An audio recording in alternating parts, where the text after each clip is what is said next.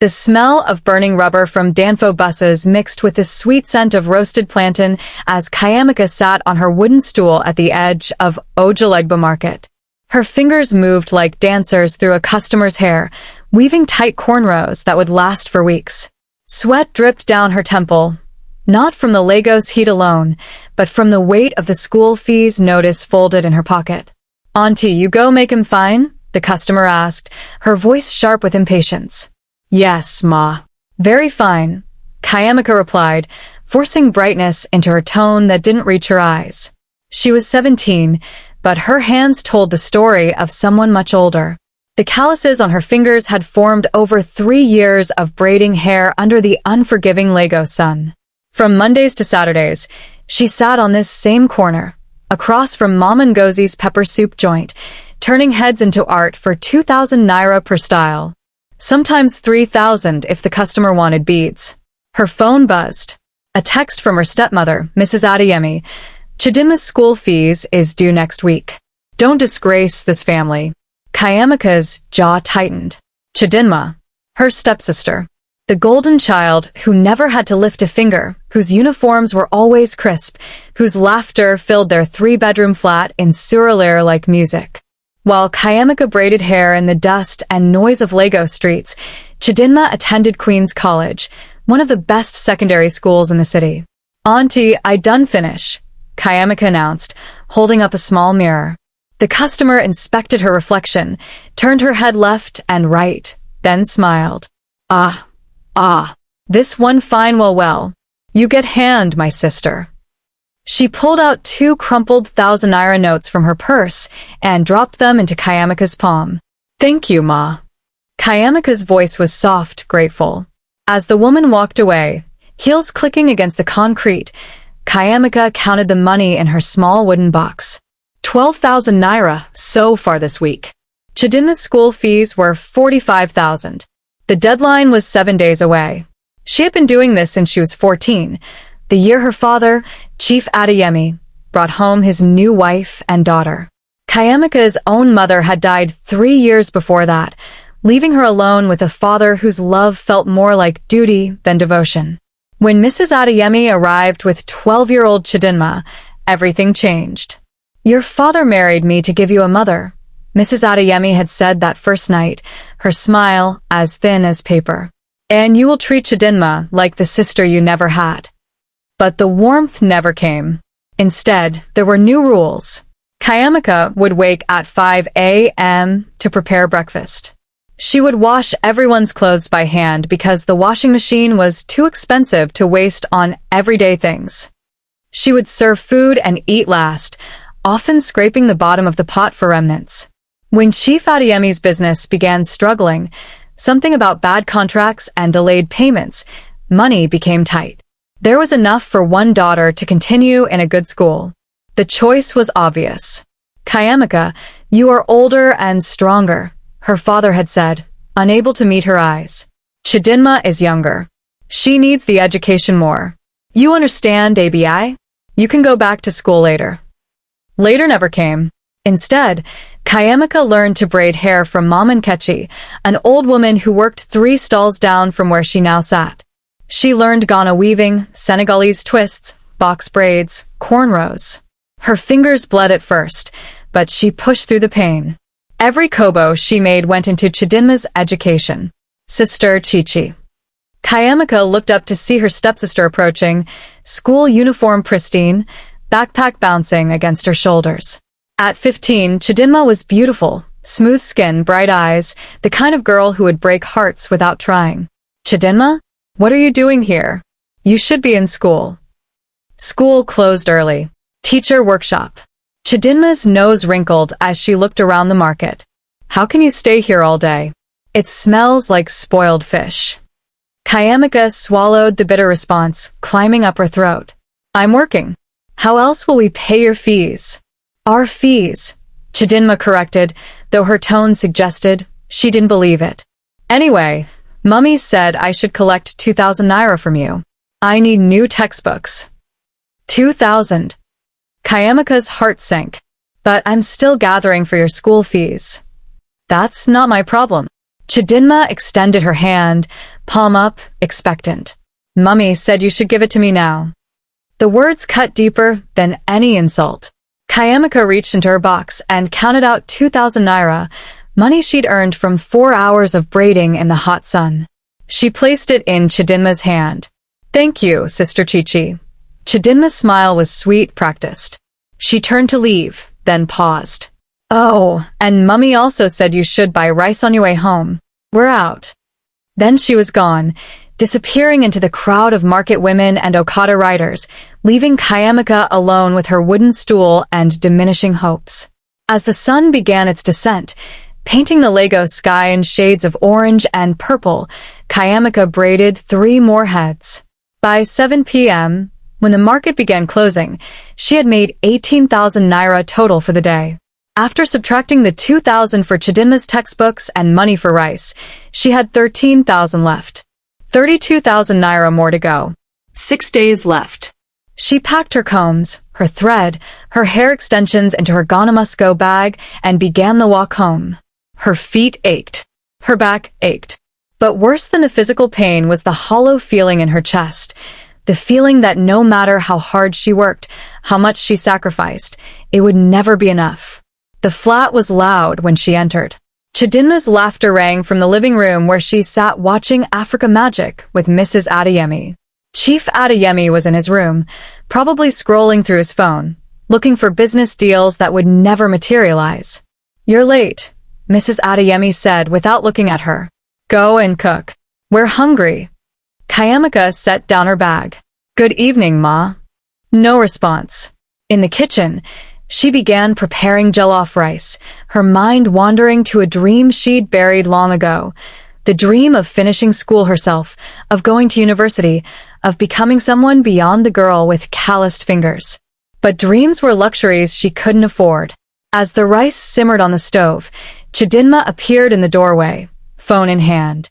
Sister Chichi, when I finish secondary school and go to university, I'll be a lawyer, she announced, eyes bright with certainty. Then I'll take care of everyone. Even you.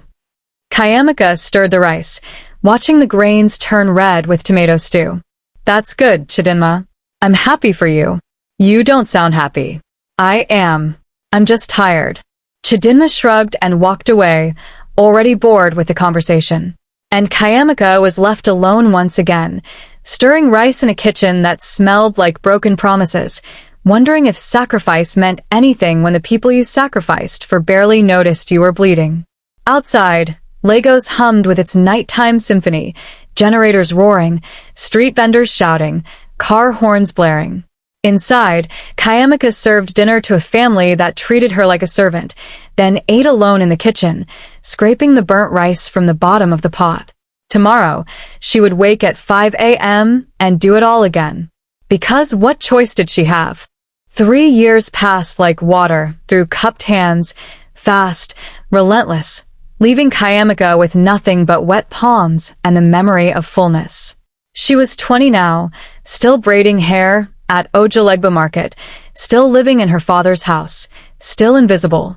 Chidinma had graduated from Queen's College with excellent WEC results and gained admission to study law at the University of Lagos. The fees were astronomical, 250,000 naira per session, but somehow, Chiamaka's fingers had made it happen.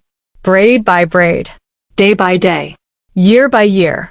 Her own dreams had faded to ghosts.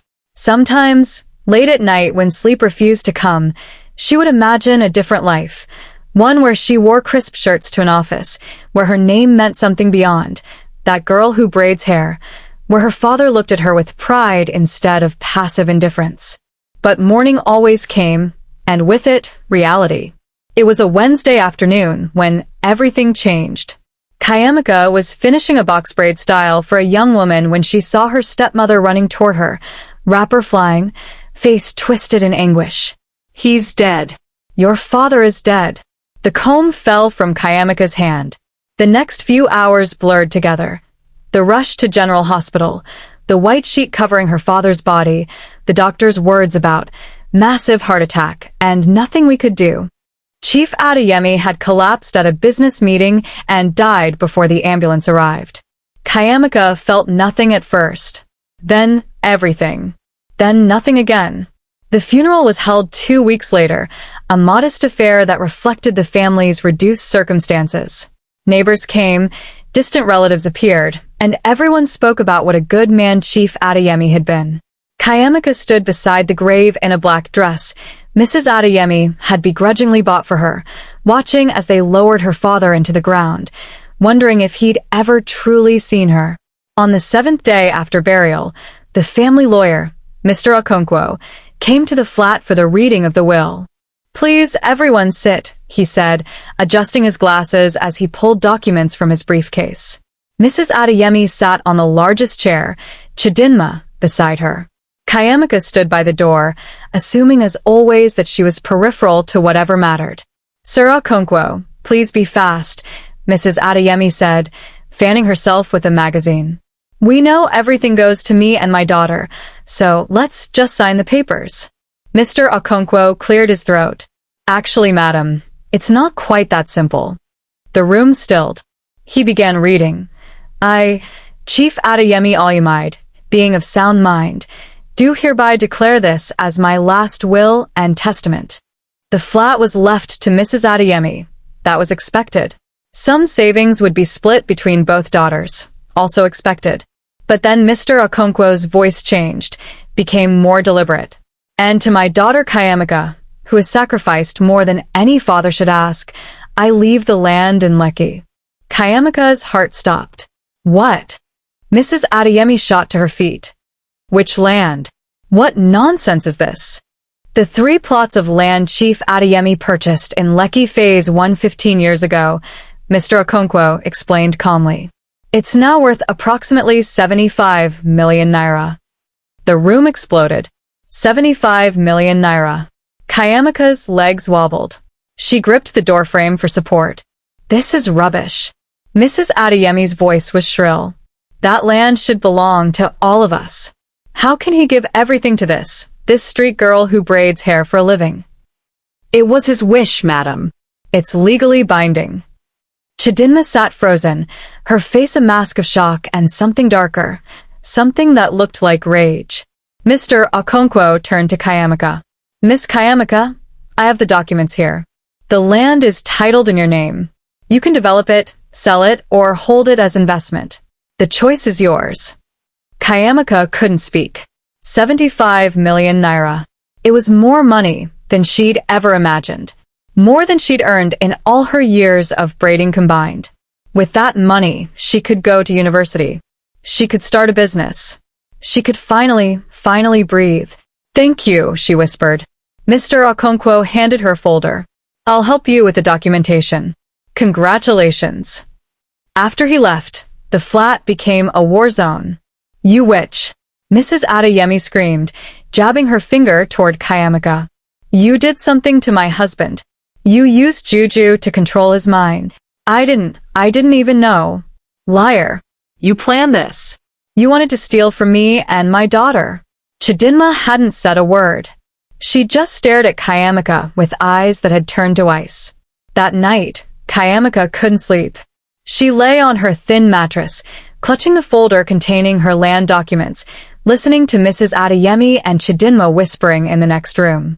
The words were muffled, but the tone was clear. They were planning something.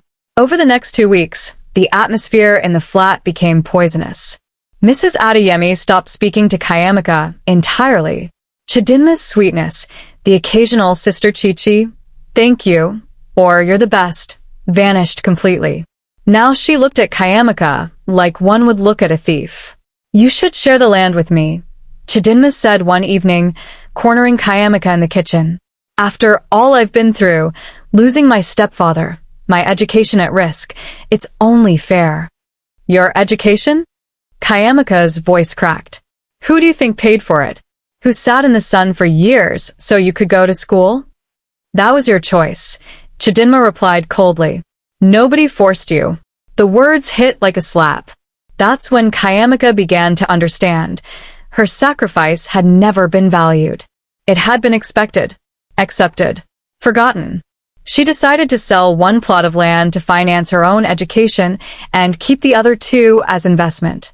Mr. Okonkwo helped her find a buyer, a developer who paid 25 million naira cash. 25 million naira. Chiamaka held the bank draft in her trembling hands and cried. For the first time in 6 years, the future looked like something other than an endless stretch of braiding hair and swallowing bitterness. She enrolled in a private university to study business administration. She rented a small self-contained apartment in Yaba. She left her father's flat with nothing but her clothes and her dreams, reborn. "You'll regret this," Mrs. Adeyemi shouted as she packed. "You'll come back begging." Chiamaka didn't respond. She just walked out the door and didn't look back. For 6 months, life was beautiful. University was everything she'd imagined: lectures, new friends, the intoxicating feeling of becoming more than she'd been. She was careful with her money, budgeting every kobo, determined to make it last. Then Chidinma called. "Sister Chichi, please, I need to see you. It's urgent." Against her better judgment, Chiamaka agreed to meet at a restaurant in Ikeja. Chidinma arrived looking different, humbled, her eyes red as if she'd been crying. "I'm sorry," she began, voice breaking. "I'm so sorry for how I treated you. Mummy has been poisoning my mind against you. But I see the truth now. You sacrificed everything for me, and I was ungrateful." Chiamaka's defenses wavered. This was the sister she'd always wanted, the one who saw her, appreciated her. "I've left Mummy's house too," Chidinma continued. "She's been so bitter since Daddy died. I can't take it anymore. Sister Chichi, I have nowhere to go. Can I stay with you? Just for a little while until I sort myself out." Every instinct screamed no. But Chiamaka had spent her whole life being the bigger person, the sacrificial lamb, the one who gave even when it hurt. "Okay," she heard herself say. "You can stay." Chidinma's face lit up with gratitude. "Thank you, Sister Chichi. I promise I won't be a burden. I'll help with chores, with everything. You won't regret this." But as they left the restaurant together, Chiamaka couldn't shake the cold feeling settling in her stomach. She didn't know it yet, but she had just made the biggest mistake of her life. The first 2 months felt like a dream Chiamaka had forgotten she wanted. Chidinma was helpful, pleasant, grateful. She cleaned the apartment without being asked, cooked meals, even helped Chiamaka with her university assignments. In the evenings, they would sit together watching Nigerian movies, laughing at the dramatic scenes, and for the first time, Chiamaka felt like she had a real sister. "I've been thinking," Chidinma said one night as they ate fried rice and chicken. "Everything you did for me, I want to pay you back someday. When I become a lawyer and start making money, I'll take care of you the way you took care of me." Chiamaka smiled. "You don't have to. I want to," Chidinma insisted, her eyes earnest. "You're the best sister anyone could ask for." The words filled something hollow inside Chiamaka's chest. But cracks began to show in the 3rd month. It started small. Chidinma began coming home late from campus, sometimes smelling of expensive perfume that university students couldn't afford. She started receiving calls she would take outside, speaking in hushed tones. Designer bags appeared in their apartment, Michael Kors, Gucci knockoffs that still cost more than a student should have. "Chidinma, where are you getting money for all this?" Chiamaka asked one evening, watching her stepsister unpack yet another shopping bag. "My boyfriend buys them for me," Chidinma replied casually. "His name is Tund. He's a businessman." "A businessman? How old is he?" "Age is just a number, Sister Chichi. You worry too much." The unease in Chiamaka's stomach grew. Then one afternoon, Chiamaka came home early from lectures to find Chidinma in the living room with a man. Not a boy, but a man in his 40s, pot-bellied, gold chains glinting against his neck. "Oh, Sister Chichi." Chidinma jumped up, startled. "You're home early. This is Tund." "Tund, this is my sister Chiamaka." Tund's smile was oily. "Ah, the famous sister. Chidinma has told me so much about you. You're the one who inherited land from your father, ABI." Chiamaka's blood ran cold. "Chidinma, I need to talk to you. In the room. Now." Once inside, she shut the door. What is wrong with you? That man is old enough to be your father. He takes care of me. Chidinma shot back, defiance flashing in her eyes. Unlike Mummy, unlike Daddy, unlike you with all your rules and questions. Tund gives me what I want without judging me. What you want? Chidinma, you're in university. You should be focusing on your education, not chasing men for money. Oh, like you focused on your education? The words were venom. You spent years braiding hair. Don't lecture me about choices. Chiamaka felt like she'd been slapped. I braided hair to pay your school fees. So you could have the education I never got. And I'm supposed to be grateful forever? Chidinma's voice rose. You act like you're some kind of saint, but you're just a girl who got lucky with an inheritance. Don't forget, Daddy felt guilty. That's why he gave you that land. It wasn't love. It was guilt. The room spun. Chiamaka couldn't breathe. She turned and walked out, past Tund, who was still sitting on her couch, and locked herself in the bathroom. The tears came hot and fast, years of suppressed pain pouring out like poison from a wound. When she finally emerged, Tund was gone. Chidinma was in the bedroom they shared, scrolling through her phone as if nothing had happened. That night, neither of them spoke. Things deteriorated rapidly after that. Chidinma stopped helping around the apartment. She came and went as she pleased, sometimes staying out all night. Men began calling at odd hours, asking for her. The sweet, grateful sister had been a performance, and now the mask had fallen completely. Then Chiamaka's ATM card went missing. She searched everywhere, her bag, the drawers, under the bed. Panic set in when she checked her account balance online and saw a withdrawal of 200,000 naira. Her heart hammered against her ribs. Chidinma? She burst into their room. Did you take my ATM card? Chidinma was applying makeup at the mirror. What card? Don't lie to me. 200,000 naira is missing from my account. So. Chidinma turned to face her, lips painted red as blood. You have millions. What's 200,000? You stole from me? I borrowed it, Chidinma corrected calmly. And after everything this family has been through, after Daddy died and left you with all that money while Mummy and I suffered, you should be happy to help me. Chiamaka couldn't believe what she was hearing. Get out. What? Get out of my house. Chidinma's face twisted into something ugly. Fine. But you'll regret this. You'll see. She packed her things slowly, deliberately, then paused at the door. You know what, Chiamaka? You were always Father's favorite. That's why he gave you everything. But being his favorite didn't make him love you. He just felt sorry for you. The poor little orphan girl with no mother. Well, now you have nothing again. And this time, there's no inheritance coming to save you. The door slammed. Chiamaka stood in the empty apartment, shaking, the silence pressing down on her like a physical weight. She reported the theft to her bank and they blocked the card, but the money was gone. 200,000 naira, money she'd budgeted for her next semester's fees. She should have felt relief that Chidinma was gone. Instead, she felt hollow, used, discarded. But she didn't know that the real betrayal was only just beginning. 1 week later, Chiamaka received a court summons. She was being sued for 20 million naira. The plaintiff, Chidinma Adeyemi.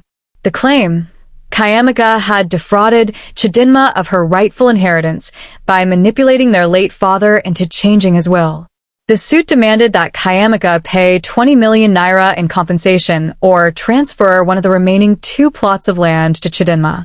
Chiamaka read the document 3 times, each word a knife, twisting deeper.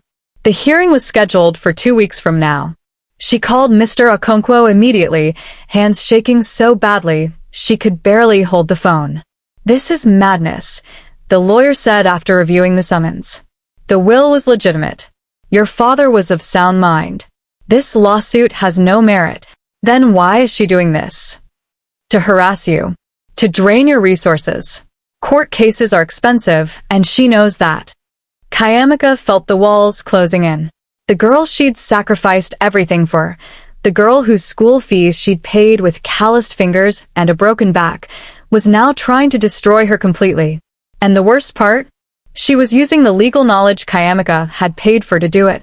The courtroom smelled of old wood and broken promises. Chiamaka sat beside Mr. Okonkwo, her palms sweating, watching as Chidinma entered with her lawyer, a sharp-faced woman in an expensive suit that screamed, corporate firm. Chidinma looked different too, polished, confident, wearing a somber dress that made her look like a victim. The performance had begun. All rise for the Honorable Justice Adebayo, the clerk announced. The judge was a woman in her 50s with keen eyes that seemed to see through pretense. She reviewed the case file, then looked up. Miss Chidinma Adeyemi, you claim that your stepsister defrauded you of your inheritance. Present your evidence. Chidinma's lawyer stood. Your Honor, my client was a minor when her stepfather died. She believes that Miss Chiamaka Adeyemi used undue influence to manipulate the deceased into changing his will, cutting out my client who had been promised equal inheritance. It was a lie. All of it. Mr. Okonkwo rose.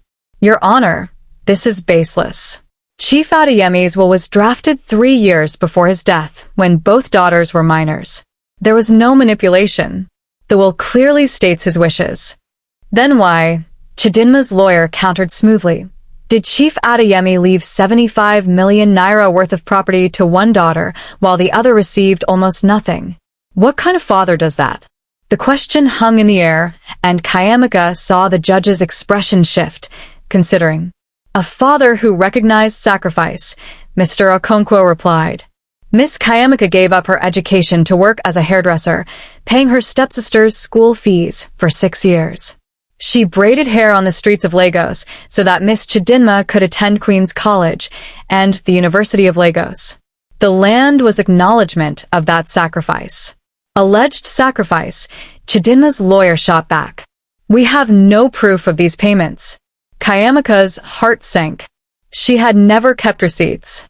It had been cash payments hand to hand year after year. How could she prove what everyone knew but nothing documented? Your Honor, I'd like to call a witness, Mr. Okonkwo said suddenly. A woman in her 60s entered the courtroom, and Chiamaka's breath caught. Mama Nkechi, the woman who had taught her to braid hair. State your name for the record, the judge instructed. Nkechi Okafor, Your Honor. And how do you know the defendant? I taught her to braid hair when she was 14 years old. I watched her every day for 6 years, sitting on that wooden stool at Ojulegba Market, working from morning till night. Mama Nkechi's voice was strong, clear. I saw her fingers bleed when she was learning. I saw her cry when customers insulted her. I saw her count every naira, saving it all. And I know where that money went because she told me. It went to her sister's school fees. Hearsay, Chidinma's lawyer objected. Personal observation, Mr. Okonkwo corrected. Your Honor, I have 5 more witnesses from the market, women who saw Miss Chiamaka's sacrifice firsthand. One by one, they testified. Market women, customers, even the man who ran the siya stand across from where Chiamaka used to work. Each one told the same story.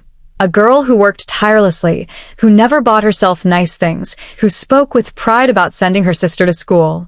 Chiamaka watched Chidinma's face throughout the testimonies. No shame. No remorse. Just cold calculation. Then Mr. Okonkwo played his final card. Your Honor, I'd like to submit Chief Adeyemi's personal diary as evidence. Chiamaka's head snapped up. She didn't know her father kept a diary. The judge examined the worn leather book. Is this authenticated? Yes, Your Honor. Handwriting analysis confirms it belonged to the deceased. Mr. Okonkwo read aloud. March 15th, 2023. I saw Chiamaka today at the market, braiding a woman's hair. Her hands moved so fast, so skillfully. My daughter has become a woman I barely recognize, strong, capable, sacrificial. I have failed her. I chose business over her, chose my new family over her, chose comfort over her pain. The land in Lekki is not enough to repay what she has lost, but it is all I can give her now. Perhaps it will buy her the future I stole. Silence blanketed the courtroom. The judge looked at Chidinma. Miss Adeyemi, do you have anything to say? For the first time, cracks appeared in Chidinma's composure. I I just wanted what was fair. What was fair? The judge's voice was sharp. Your stepsister gave up her youth, so you could have an education. She worked with her hands so you could work with your mind. And now you repay her with lawsuits and lies. Your Honor. I've heard enough. Justice Adebayo removed her glasses. This case is dismissed with prejudice. Miss Chidinma Adeyemi, you will pay Miss Chiamaka's legal costs. Furthermore, if you ever bring frivolous litigation against your sister again, I will hold you in contempt. Court is adjourned. The gavel struck like thunder. Chiamaka's legs nearly gave out. Mr. Okonkwo steadied her, smiling. It's over. You won. But as she looked across the room at Chidinma, at the hatred burning in her stepsister's eyes, Chiamaka knew it wasn't really over. Chidinma would never forgive her for this public humiliation. Outside the courthouse, Chidinma approached her. You think you've won? Her voice was low, venomous. You've won nothing. That land, that money, it should have been mine. You're just the unwanted daughter father kept around out of obligation. I was the one he actually loved. If that's what you need to believe, Chiamaka replied quietly, then believe it. I'll never forgive you for this. Never. I know, Chiamaka said, and the sadness in her voice was real. But I forgive you. Chidinma's face twisted in confusion, then rage. She turned and walked away, designer heels clicking against concrete, and Chiamaka watched her go. The girl she'd raised. The girl she'd sacrificed everything for. The girl who had become a stranger.